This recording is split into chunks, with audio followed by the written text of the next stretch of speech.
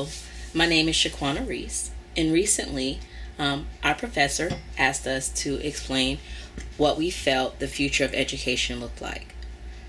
Now, I have to say that this comes at a point in my life where I'm in my feelings. And what that means is that I've seen things recently that I didn't realize existed as strongly as it does, which really gives me a different outlook on where our future education lies.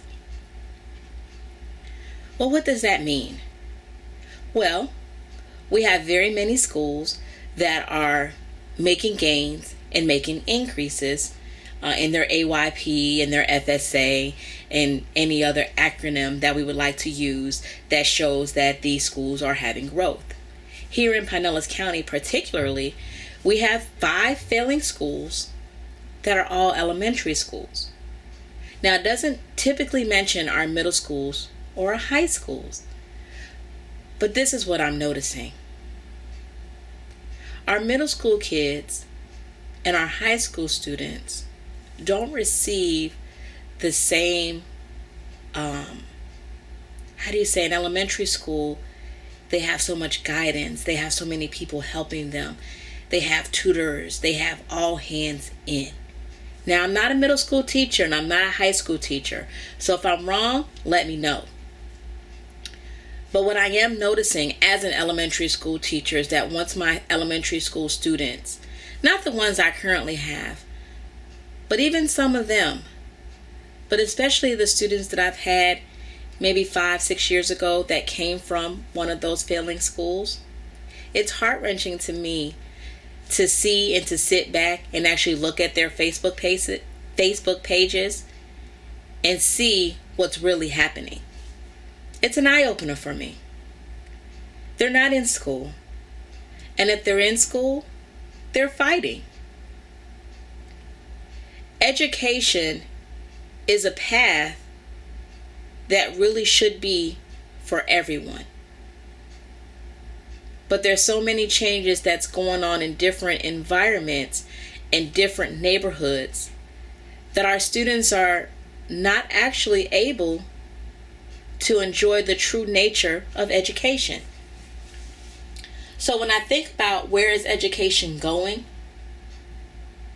in a lot of areas, education is definitely going up for those students that it's going up for. But for some of our other students, education is going nowhere for them. Now, can it pick up after they get out of this, hopefully just a phase that they're in? I pray that it can.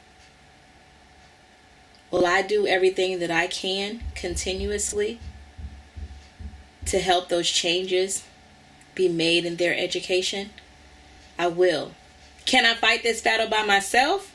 I can't. Now, I started off by saying that I'm very much in my feelings, and I am, because I'm a firm believer in education. But even those that I was a firm believer for, I've noticed that there are tragedies happening around them.